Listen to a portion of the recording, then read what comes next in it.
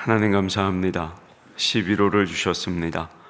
11월의 첫 주일 하나님께 예배합니다. 예배로 시작되는 11월, 하나님, 우리의 신앙, 우리의 믿음이 변함없이 하나님을 바라게 하여 주시옵소서. 나중에 우리 모든 성도님들의 신앙과 믿음을 지키시고 아울러 가정과 가족, 믿음의 자리, 삶의 터전을 지키셔서 11월도 하나님의 섭리 아래 모든 것들을 선하게 인도하시는 그 하나님의 은혜와 사랑 속에 거하는 복된 한 달의 삶이 되게 하여 주시옵소서. 예수님의 이름으로 기도하옵나이다. 아멘. 오늘도 예배의 자리를 지켜주셔서 감사합니다. 11월의 첫 주일입니다. 우리 하나님의 은혜와 자비와 평강이 사랑하는 우리 나중에 모든 성도님들과 함께 하시기를 주님의 이름으로 축복합니다. 아멘. 오늘은 앞뒤 좌우 서로에게 이렇게 축복하겠습니다. 전도의 열매를 많이 맺으세요. 시작. 전도의 열매를 많이 맺으세요. 아멘입니다. 자, 여러분, 제가 문제 하나 내겠습니다. 성경에 복음서가 몇 개 있습니까? 성경에 복음서가 몇 개 있습니까? 예, 몇 개요? 2개요? 예, 4개요? 4개요? 4개 맞아요? 예, 맞습니다. 안 속아 넘어가시네. 예, 맞습니다. 여러분, 복음서에는 4개가 있습니다. 마태, 마가, 누가, 요한 이렇게 4개죠. 복음서는 예수님의 생애와 사역을 기록한 책입니다. 그런데 여러분, 왜 복음서가 4개나 있을까요? 하나 있으면 족하지 않겠어요? 그런데 왜 복음서가 4개입니까? 복음서가 4개인 이유는 예수님의 모습을 더 잘 알려주기 위해서입니다. 무엇과 같은 거냐면 마치 운동 경기를 중계할 때 카메라를 여러 곳에 두고 다양한 각도에서 그 운동 경기를 찍는 것과 같은 겁니다. 그렇게 하면 어때요? 경기의 내용과 그 경기를 뛰고 있는 선수들의 모습을 훨씬 더 생생하게 볼 수 있듯이, 이렇게 복음서가 4개인 이유도 예수님의 말씀과 사역을 다른 각도에서 보여줌으로 말미암아 예수님에 대해서 더욱더 잘 알고 아울러 그것이 우리 신앙생활에 훨씬 더 도움을 주는 것, 그것을 위해서 이 복음서가 4개 있는 겁니다. 오늘은 그 4 복음서 중에 마태복음이 보여주는 예수님의 모습을 한 가지 좀 살펴보고자 합니다. 자, 여러분, 마태복음은 예수님의 생애와 사역을 기록할 때 예수님이 이런 병을 고치시고 다음에 이런 설교를 하시고 또 어디 가셔서 다른 사람을 고치시고 하는 식으로 그냥 순서대로 기록하지를 않습니다. 분명히 말씀드렸어요. 그렇게 기록하지 않아요. 마태복음은 예수님의 말씀 그리고 예수님의 행동을 따로 모아서 그걸 이해하기 쉽게 정리를 합니다. 그리고 이런 모습을 통해서 마태복음은 그 마태복음을 읽는 사람들에게 주님이 주시는 귀한 메시지를 전하고 있습니다. 자, 마태복음은 예수님의 말씀을 모아서 5개의 긴 설교를 기록을 하고 있습니다. 그래서 마태복음에 나오는 예수님의 첫 번째 설교는 다름 아니라 마태복음 5장에서 7장까지 나오는 우리가 잘 아는, 지금도 수요 예배 가운데 보고 있는 산상설교입니다. 그런데 이 5장에서 7장까지의 산상설교는 뭘 주제로 삼느냐? 다름 아니라 하나님의 백성이 바르게 사는 길이 무엇인지, 자, 그걸 가르쳐주는 말씀입니다. 2번째 설교는 어디에 나오냐면 마태복음 10장에 나옵니다. 그런데 마태복음 10장은 어떤 설교냐면 주제가 전도입니다. 제자들을 전도하러 보내시면서 주신 말씀이 그 설교가 마태복음 10장이에요. 그리고 나머지 3개는 궁금하지만 시간상 오늘 제가 말씀드리지 않겠습니다. 자, 그리고 마태복음 1장부터 조금 전에 말씀드린 전도 설교가 나오는 마태복음 10장까지 여러분에게 좀 설명을 해드리면 그 구조가 이렇게 되어 있습니다. 1장에서 4장은 예수님의 메시아로서의 동정녀에게서 나시고 세례 받으시고 시험 받으시고 본격적으로 메시아의 공생애를 시작하셔서 회개하고 복음을 믿으라고 전도하시는 내용이 마태복음 1장에서 4장입니다. 5장에서 7장은 조금 전에 말씀드린 것처럼 우리가 잘 아는 산상설교, 예수님의 첫 번째 설교입니다. 그리고 그 내용은 하나님의 백성이 바르게 사는 모습을 가르칩니다. 다음으로 마태복음 8장에서 9장은 뭘 기록하느냐? 예수님께서 행하신 기적을 기록하고 있습니다. 연약한 사람들, 병든 자들을 고쳐주시는 예수님의 그 능력을 통한 기적 사건이 마태복음 8장과 9장에 기록이 되고 10장으로 넘어가면 아까 말씀드린 두 번째 설교인 제자들을 전도하러 보내시는 전도 설교가 10장에 기록을 하고 있는 거죠. 그러면 여러분, 마태복음 1장에서 10장까지 기록된 이런 예수님의 말씀과 행적이 우리에게 가르쳐주는 게 뭘까요? 먼저는 예수님께서 메시아라는 사실, 구원자라는 사실을 믿어야 한다는 것, 그걸 가르쳐 줍니다. 이게 1장에서 4장이 가르쳐 주는 내용이에요. 자, 여러분, 이렇게 믿으면 어떻게 해야 할까요, 이제? 이렇게 예수님을 구원자로 받아들이고 믿으면 그 다음에 필요한 건 뭐예요? 바르게 살아야 하는 겁니다. 말씀에 순종해서. 그래서 마태복음 5장에서 7장까지 산상설교를 통해서 하나님의 자녀가 바르게 사는 것을 가르쳐 주시는 겁니다. 따라서 여러분, 우리의 신앙생활은 가장 먼저 이 두 가지를 갖춰야 하는 거예요. 먼저는 예수님이 우리의 구원자라는 사실, 그것을 믿어야 하는 것이고, 다음에는 그렇게 구원자라고 믿는 사람은 예수님의 말씀에 순종해서 바르게 살아야 하는 겁니다. 여러분, 이게 우리 신앙생활의 가장 기본이에요. 그런데 여러분, 예수님의 말씀대로 사는 게 쉬워요, 어려워요? 예, 어렵죠. 그래서 바르게 살아라는 산상설교를 듣는 것만으로는 바르게 살기가 어렵습니다. 그러면 뭐가 더 필요할까요? 바르게 살 수 있는 힘이 필요하겠죠.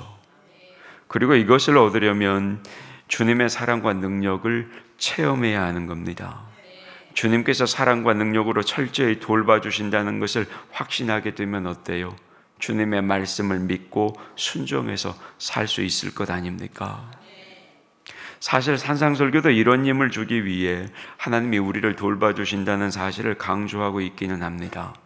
그러나 하나님께서 사랑과 능력으로 돌보신다는 것을 말씀으로만 배우는 것, 그것은 부족합니다. 우리가 연약하기 때문에 말씀을 듣는 것만으로는 그걸 확신하지 못하기 때문이죠. 직접 주님의 돌보심을 체험해야 하는 겁니다. 그래서 마태복음 5장에서 7장까지의 산상설교 다음에 어떤 말씀이 나오는 거냐면, 예수님께서 사랑의 마음과 능력을 가지고 병든 자, 약한 자들을 기적적으로 고쳐주시고 돌봐주시는 내용이 나오는 겁니다. 왜요? 이렇게 직접 예수님의 능력을 체험하면 어때요?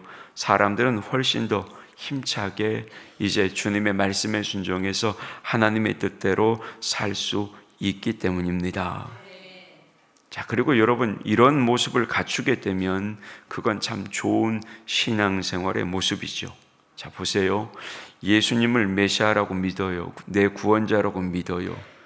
그리고 예수님의 그 말씀에 순종해서 바르게 살아갑니다. 더욱이 주님의 사랑과 능력으로 도움을 받았습니다.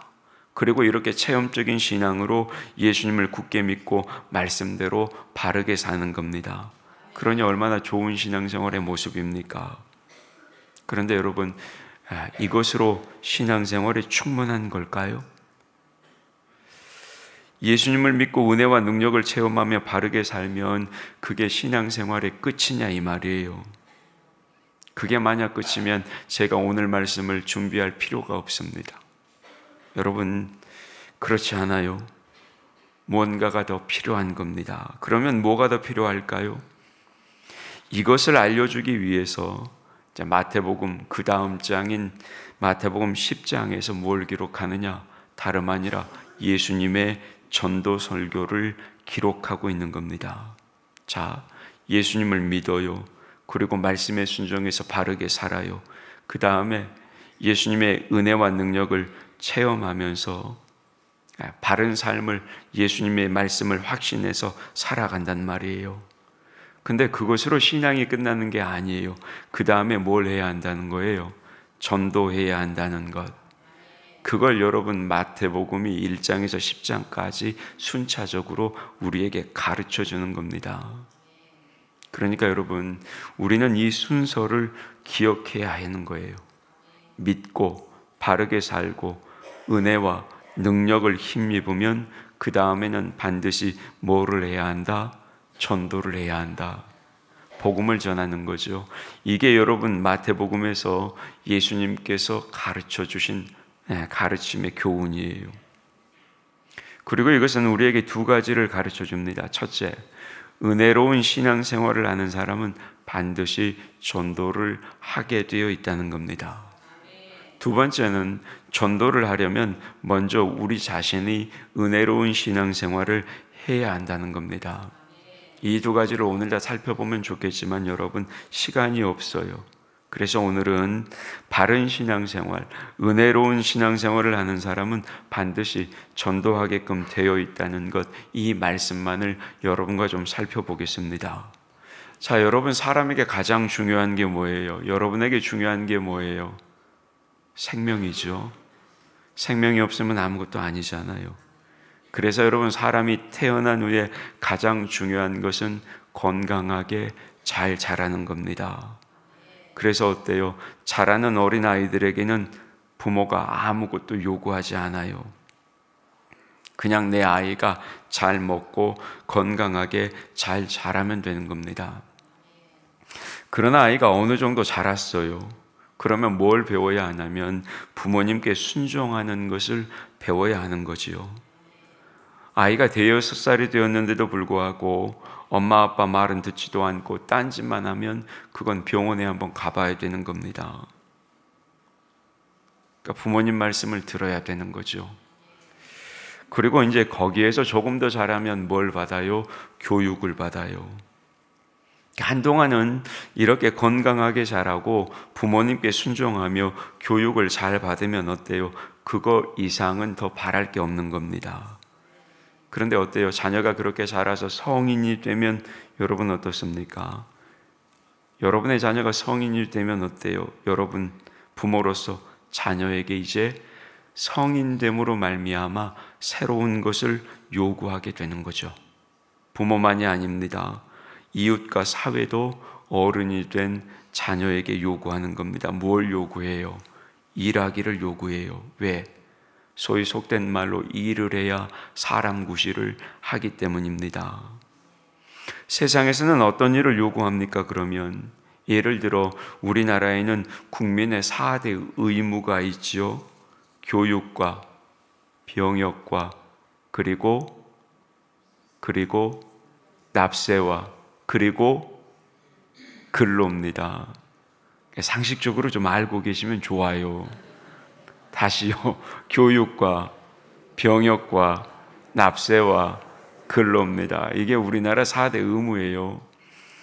이 중에 여러분 교육은 주로 성인이 되기 전에 성장하며 받는 거죠. 그러니까 사실 이것은 의무라기보다는 권리에 더 가까울 겁니다. 대체로 교육은 피하고 싶어 하기보다는 받고 싶어 하기 때문이죠. 그러나 나머지 세 가지는 대체로 성인이 된 후에 합니다. 이 세 가지는 하고 싶어 하기보다는 피하고 싶어도 해야 하는 것이기 때문에 의무의 성격이 아주 강합니다. 그러니까 우리가 성인이 되면 어때요? 사회는 이런 일을 하라고 우리에게 요구하는 거예요. 그러니까 이렇게 우리가 세상에 태어나면 교육을 받아야 되고 성인이 되면 일을 해야 합니다. 그런데 여러분 이런 모습은 우리가 하나님의 자녀로 태어나서 하나님 나라의 백성으로 살아가는 모습과 아주 비슷합니다. 세상에서도 처음에는 집에서 건강하게 자라기만 하면 됩니다. 다음으로 교육을 잘 받으면 됩니다. 그러나 자란 후에는 일을 해야 합니다. 신앙인인 우리도 처음 믿을 때는 하나님의 자녀로 믿음을 버리지 않고 교회에서 말씀을 배우며 신앙생활을 하는 것만으로도 충분합니다. 그리고 세상에 나아가서 신앙인으로 말씀의 순종에 바르게 살면 더 훌륭합니다. 그러나 신앙이 성장하면 이제 그 이상의 것이 필요한 겁니다.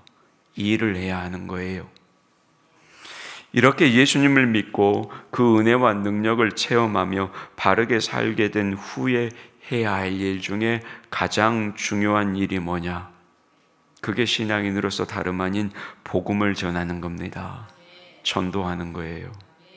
그래서 마태복음에서 예수님은 산상설교를 가르쳐 주시고 예수님의 사랑과 능력으로 기적을 보여주신 후에 그 다음에 뭘 하는 거예요? 전도 설교를 하고 계시는 겁니다. 자, 우리의 모습을 한번 생각해 보시게요. 처음에는 어때요? 말씀을 먼저 먹고 영적으로 자라기만 하면 됩니다. 그러나 어느 정도 자라면 어떻게 돼요? 말씀에 순종해서 바르게 사는 것을 배워야죠. 예수 믿는 사람이 세상 사람들과 똑같이 살 수 없는 거잖아요. 그럼에도 어때요? 한국 교회에는 바르게 사는 데까지도 아직 자라지 못한 성도가 많죠.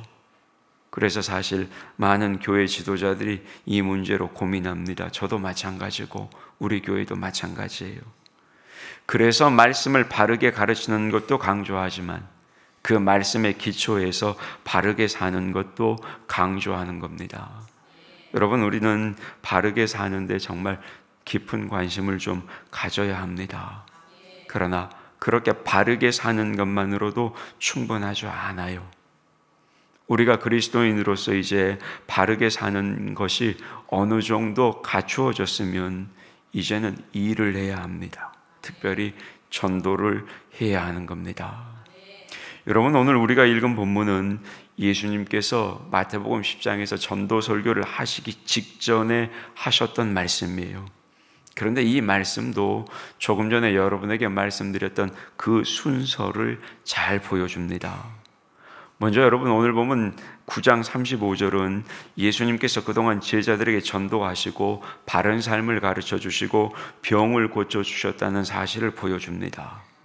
이렇게 해서 믿음을 얻고 바른 삶을 배우고 기적을 경험한 제자들에게 이제 예수님은 오늘 보면 9장 36절부터 전도해야 한다는 사실을 가르쳐 주시는 겁니다. 그러니까 우리가 지금까지 살펴본 내용과 같은 겁니다. 그런데 여러분, 여기에서 예수님은 전도에 있어서 아주 중요한 자세 두 가지를 가르쳐 주십니다. 자, 여러분, 오늘 본문에서 제자들에게 전도를 명하시는 예수님의 마음이 어떤 마음이었어요? 본문을 유심 있게 구체적으로 자세히 보셨으면 아실 겁니다. 이 설교, 이 말씀을 가르치시면서 예수님이 어떤 마음으로 가르치셨어요? 오늘 보면 36절에 나와요. 어떤 마음입니까? 백성들을 불쌍히 여기는 마음이었습니다. 당시 여러분, 이스라엘 백성들은 하나님의 은혜를 사모하고 있었어요. 소위 메시아, 자신들을 구원해 줄 구원자를 기다리고 그 하나님의 은혜를 사모하고 있었습니다. 그런데 어땠어요? 그 하나님의 은혜를 끼쳐줄 사람이 없었습니다. 그래서 그 백성들은 그 은혜를 찾아 헤매고 있었습니다.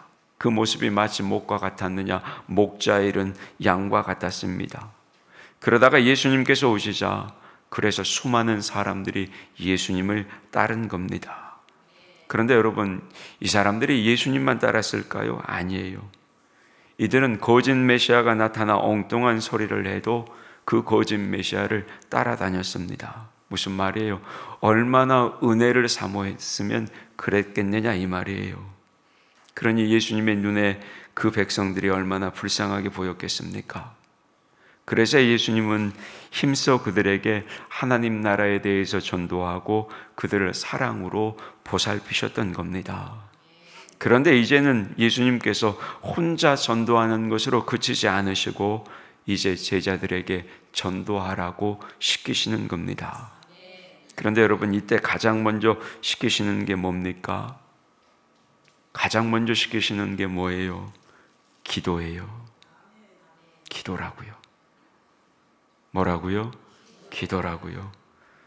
어떤 기도였어요? 기도의 내용도 잘 보셔야 돼요. 어떤 내용의 기도였냐면 전도할 수 있는 일꾼을 보내달라는 기도였습니다.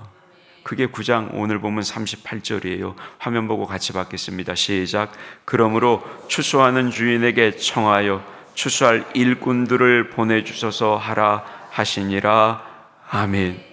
여러분, 전도하라고 보내시는 예수님께서 그 제자들에게 보내시며 가장 먼저 가르쳐 주셨던 전도의 자세가 기도예요. 뭐라고요? 기도라고요. 한 번 더 뭐라고요? 기도라고요. 왜 근데 기도 안 하세요? 왜 여러분 기도 안 하시냐고? 새생명 전도 축제를 위해서 금요기도회 때 기도하자고 그렇게 광고를 했건만 제가 일반 성도님들은 모르겠습니다. 그러나 항존직들은 나오셔야지.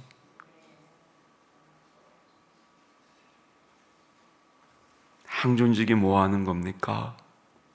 왜 기도 안 하시냐고요? 여러분, 예수님께서 제자들을 전도하러 보내시며 가장 먼저 시키셨던 게 기도예요. 다른 말로 하면 기도 없으면 전도할 수 없다고요. 기도하셔야 되는 거예요. 여러분, 전도를 위해 기도하시기를 바랍니다. 그런데 여러분, 이 전도하러 보내시면서 기도하라고 하셨던 그 기도의 내용에도 여러분, 우리가 주목할 필요가 있습니다. 예수님께서 제자들을 전도하러 보내시며 가르쳐 주신 기도의 내용은 뭐냐면 내 전도가 열매 맺게 해달라는 그런 기도가 아니었어요. 전도 대상자를 꼭 내가 전도하게 해달라는 그런 기도가 아니었다고요. 전도할 대상자를 중심에 두고 그가 구원 얻게 해달라는 그런 기도였습니다. 그에게 필요한 전도자가 다가가 그에게서 구원의 열매가 맺어지게 해달라는 기도였다고요. 추수할 곡식을 위해 추수할 일꾼이 가게 해달라는 기도였습니다. 꼭 내가 가지 않아도 되는 거예요. 물론 나도 가야 하겠지만, 나도 전도해야 하겠지만 하나님께서 보내주시는 추수할 일꾼을 통해서 그 사람의 구원의 열매가 맺으면 되는 겁니다. 그 기도를 가르치셨어요. 내가 전도해서 내가 몇 명 전도했는지 그걸 원하시는 게 아니란 말이에요. 전도 대상자가 구원받는 것, 그걸 원하시는 기도를 가르쳐 주셨던 겁니다. 그래서 여러분, 오늘 본문에서는 전도에서 가장 중요한 두 가지 자세를 가르치는 거예요. 첫 번째 뭐냐? 사람을 불쌍히 여기는 마음입니다. 여러분, 이 마음이 없으면 전도할 수가 없어요. 이 마음이 없으면 전도할 수가 없다고. 여러분이 느끼셨겠지만 여러분의 담임 목사인 저는 사실 그동안에 전도에 대한 설교를 그렇게 많이 하지 않았습니다. 제가 쭉 찾아봤어요. 그동안 6년 동안 나주교에서 전도 설교를 얼마나 했는지. 한 해에 많이 하면 2편, 한 번 했어요. 여러분, 제가 그동안 전도 설교를 많이 하지 않은 이유가 있습니다. 2가지 이유가 있습니다. 하나는 우리 교회의 형편상 우리 교회가 조금 더 안정되고 말씀을 통해 우리 성도들의 신앙이 바른 신앙으로 세워져 가고 아울러 그 말씀의 기초에 바른 삶을 배우는 것, 그것이 훨씬 더 시급하다고 생각했기 때문입니다. 또 하나는 뭐냐?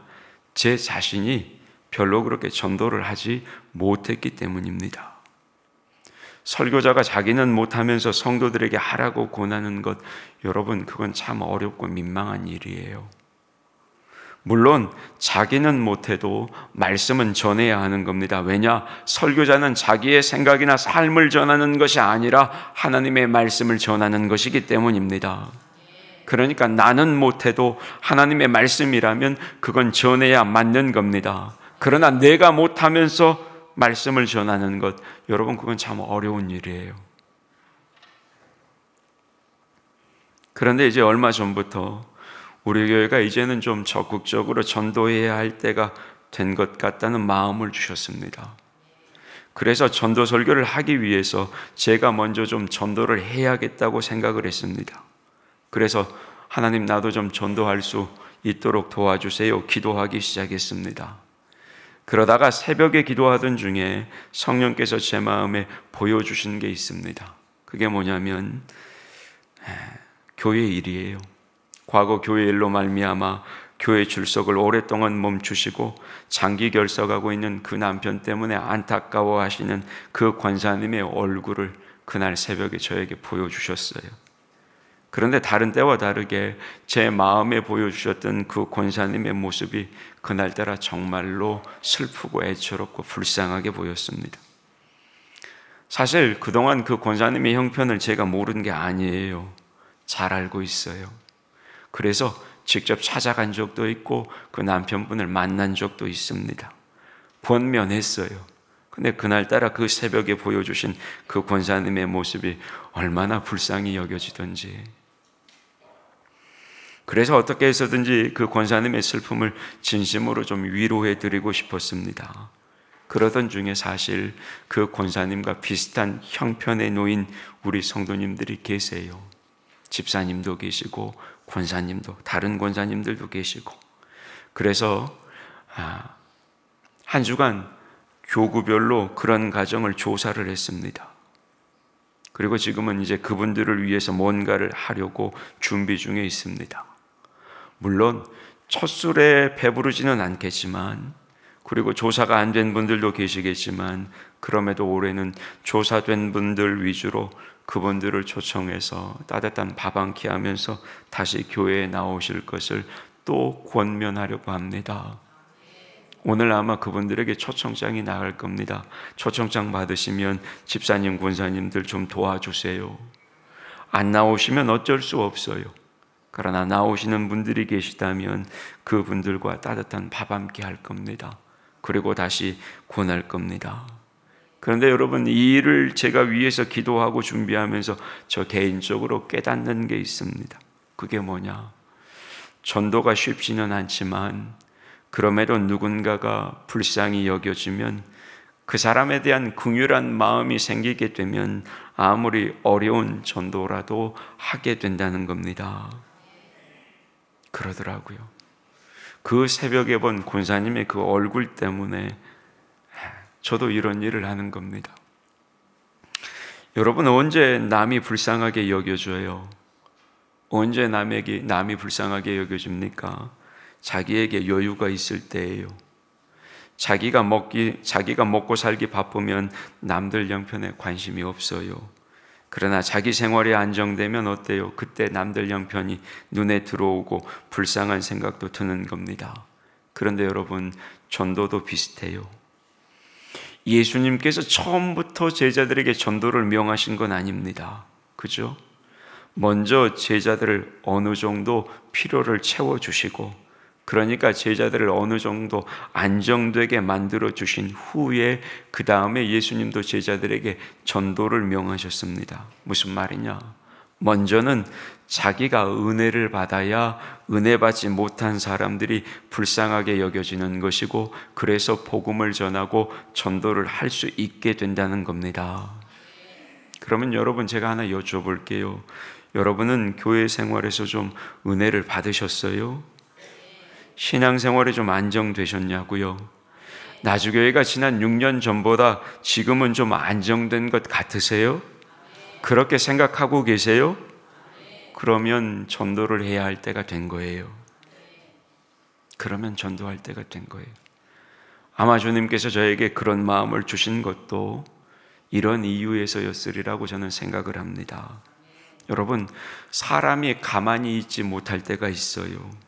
어떨 때입니까? 두 때예요. 건강할 때와 사랑할 때입니다. 아픈 사람은 병실에 잘 누워 있어도 건강한 사람은 어때요? 좀이 쑤셔가지고 누워 있지를 못하는 거예요. 모르는 사람이 어려움을 겪으면 가만히 있을 수 있어도 사랑하는 사람이 어려움을 겪으면 어때요? 가만히 있을 수 없는 거예요. 어떻게든지 도와주고 싶은 겁니다. 이렇게 건강한 사람과 남을 사랑하는 사람은 가만히 있지 못하는 거예요. 신앙생활도 마찬가지예요.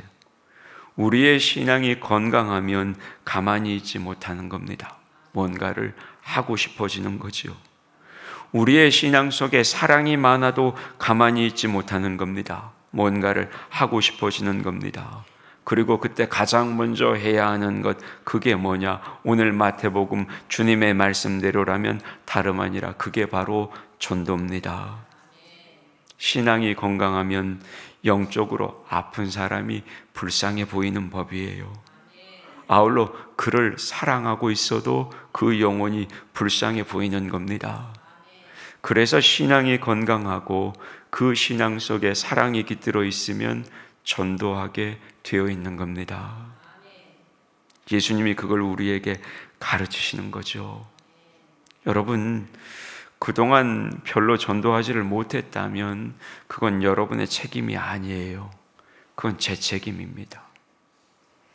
제가 전도에 대한 말씀을 많이 전하지 못했기 때문에 그건 제 책임이에요. 이렇게 된 가장 큰 이유는 말씀드린 것처럼 아직 우리는 바른 믿음에 서고 바르게 사는 것이 훨씬 더 시급하다고 생각했기 때문입니다.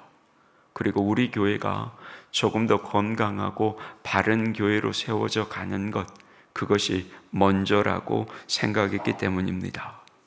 그러나 이제는 새로운 하나님의 뜻에 따라서 하나님의 일을 해야 할 때가 된 겁니다. 그래서 여러분, 오늘 제가 아주 진지하게 여러분에게 권면합니다. 사랑하는 성도 여러분, 이제부터라도 전도에 깊은 관심을 가져주시기를 주님의 이름으로 부탁합니다. 여러분, 우리의 모습을 한번 보세요. 이제 우리와 우리 교회가 영적으로 좀 편안해지지 않았습니까? 은혜를 입지 않았냐고요? 여러분, 이것을 생각하면서 믿지 않는 이웃을 한번 바라보시기를 바랍니다. 그러면 불쌍하게 보이는 거예요. 그리고 불쌍하게 느껴지면 거기에서 전도가 시작되는 겁니다. 그리고 불쌍하게 여겨지면 어때요? 그 사람을 위해서 기도하기 시작하는 겁니다. 그가 무엇을 얻도록 기도하는 거예요? 구원을 얻도록 기도하는 겁니다. 여러분, 그 기도를 하실 때 내 교회를 채우기 위해서 기도하지 마시고, 내가 전도했다는 말을 듣기 위해서 기도하지 마시고, 불쌍히 여겨지는 그 사람, 그분에게 구원의 손길이 임하도록 주님께서 추수할 일꾼들을 그분에게 보내주시기를 기도하시기를 바랍니다. 여러분, 우리 교회 나오지 않아도 괜찮아요. 그분이 예수 믿는 게 먼저예요. 그분이 구원받는 게 먼저라고요. 그걸 위해서 기도하시라고요. 이건 제 가르침이 아니라 예수님께서 제자들에게 가르치시고 그 말씀을 통해 지금 여기 앉아있는 우리에게 가르치시는 주님의 가르치심이에요. 주님이 그렇게 가르치셨어요.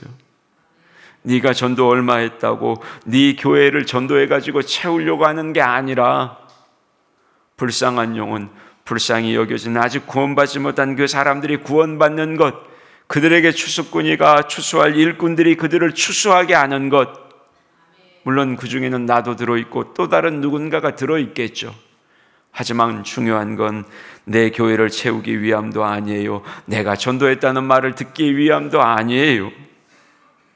내가 불쌍히 여겨 기도하고 그분이 구원받기를 위해서 원하는 그분에게 구원의 손길이 임하도록, 그런 분들에게 전도자가 가도록 기도하는 겁니다.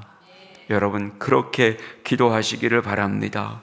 그리고 나서 예수님께서 뭐 하신 거예요? 그리고 나서 예수님께서 제자들을 보내신 거예요. 기도만 하고 있지 말고 이제는 너희 자신이 전도하러 나가라는 겁니다.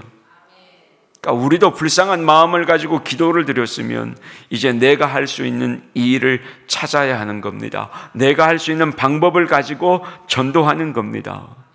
저는 제가 전도하는 방법을 찾았어요. 그래서 그렇게 전도하려고 하는 거예요. 그러니까 여러분도 여러분에게 합당한 전도의 방법을 찾으시기를 바랍니다. 그리고 그때 꼭 필요한 것이 있습니다. 그게 뭐냐? 다름 아니라 담대한 마음입니다. 뭐가 필요하다고요? 담대한 마음입니다. 여러분, 우리가 전도를 못하는 가장 큰 이유 중에 하나가 뭐냐면 두려움입니다. 어떤 두려움이요? 내가 말을 했다가 거부당하면 어떨까?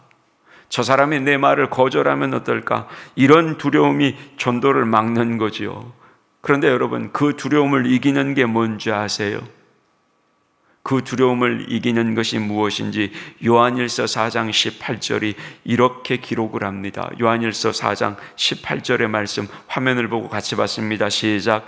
사랑 안에는 두려움이 없고 온전한 사랑이 두려움을 내쫓나니 두려움에는 형벌이 있음이라. 두려워하는 자는 사랑 안에서 온전히 이루지 못하였느니라. 아멘.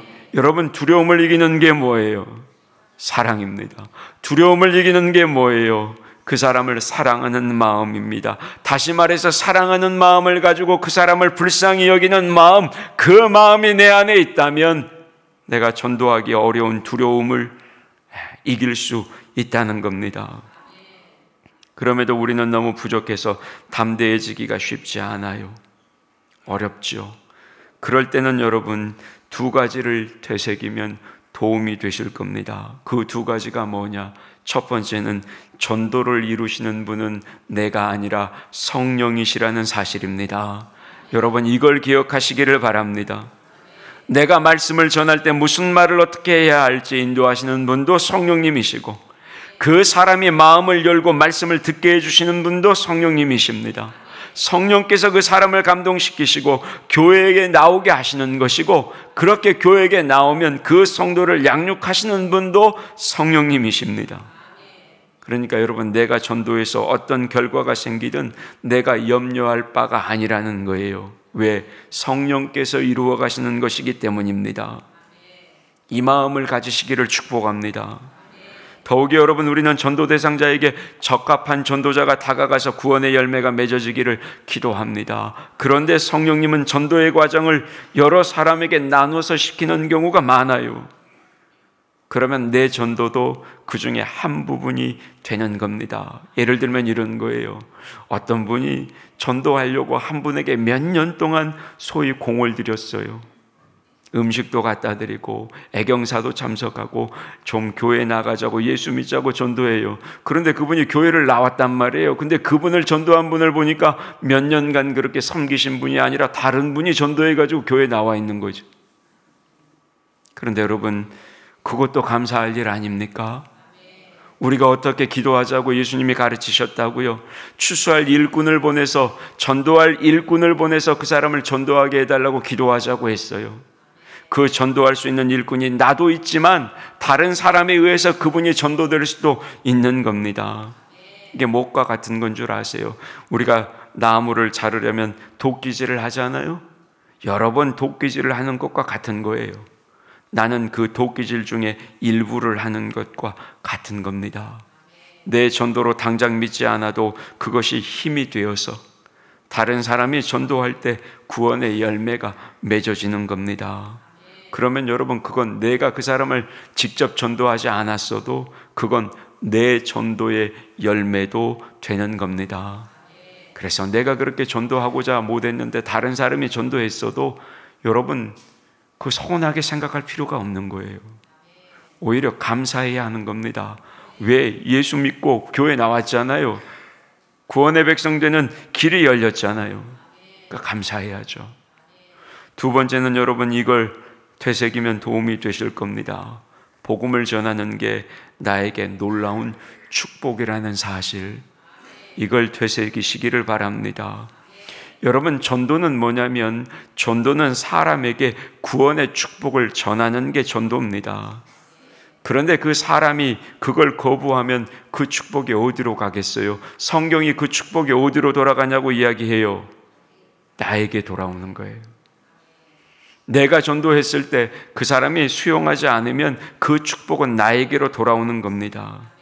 심지어 그가 구원을 받지 못해도 전도의 일을 한 것만으로도 우리는 하나님의 큰 복을 받는 겁니다. 여러분 기억하세요. 하나님의 일은 성과급이 아니라 진심급이에요. 무슨 말이냐? 진심으로 일하면 하나님이 주시는 상급을 받는 겁니다. 그래서 여러분, 전도하면 그 성과와는 관계없이 전도 사역을 한 만큼의 하나님의 복을 받는 겁니다. 물론 그 사람이 복음을 받아들이면 말할 것도 없겠죠. 그는 구원의 복을 받고 나는 전도의 상급도 받고 하나님의 은혜를 체험하며 큰 힘을 얻게 되니까요. 그래서 하나님은 우리를 격려하시기 위해서 어때요? 가끔 전도의 결실도 보게 해주시는 겁니다. 따라서 여러분, 복음을 전하면 상급도 받고 은혜도 더욱 많이 체험하게 되는 겁니다. 여러분 보세요. 전도도 자꾸 전도하시는 분이 하게 되어 있어요. 왜 그럴까요? 왜냐하면 전도의 결실을 보며 은혜를 체험하고 거기에서 기쁨과 전도할 수 있는 힘을 얻기 때문입니다. 여러분, 하나님께 복 달라고 기도하시죠? 기도 안 하세요? 하나님께 복을 달라 기도하시죠? 예, 그런 기도 하세요. 괜찮아요. 그러나 여러분, 정말 더 많은 복을 받으려면 전도하시기를 바랍니다. 전도는 그 이상으로 복받는 비결이에요. 이 두 가지를 되새기면 연약한 우리가 담대하게 복음 전하는데 조금 더 도움이 될 겁니다. 말씀을 맺겠습니다. 성도 여러분, 전도는 모든 성도가 해야 할 일입니다. 어느 특정만 하는 게 아니에요. 전도대만 전도하는 게 아니라고요.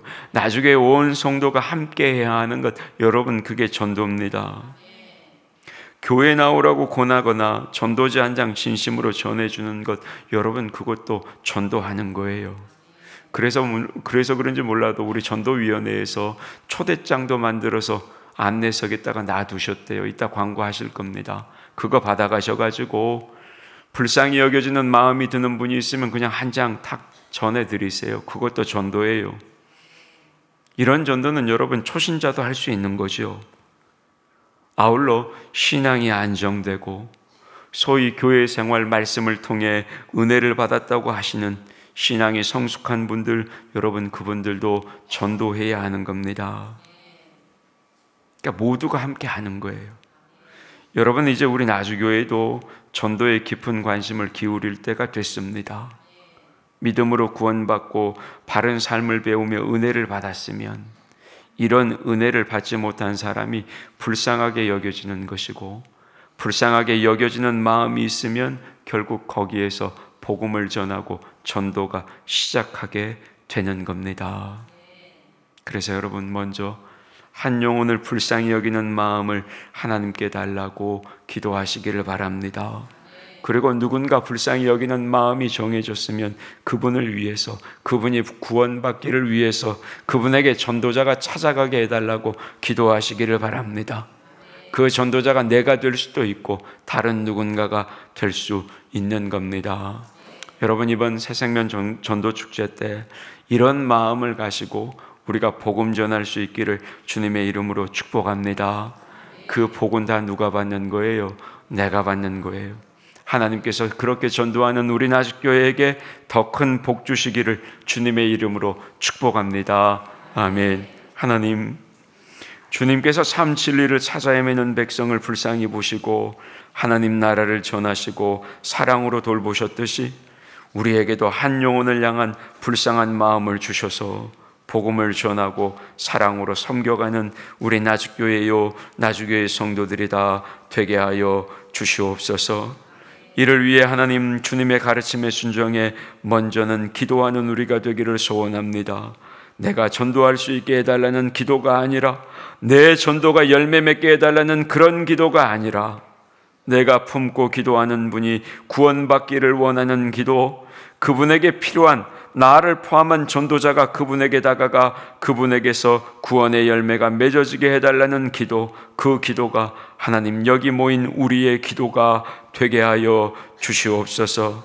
이 일을 위해서 우리 모두가 성령 충만히 담대하게 하시고 전도함이 우리 각자에게도 큰 축복의 통로임을 알아 한 영혼을 품고 전도하는 삶을 이어나가는 우리 나주교회요, 나주교회 성도들이 되게 하여 주시옵소서. 예수님의 이름으로 기도하옵나이다. 아멘.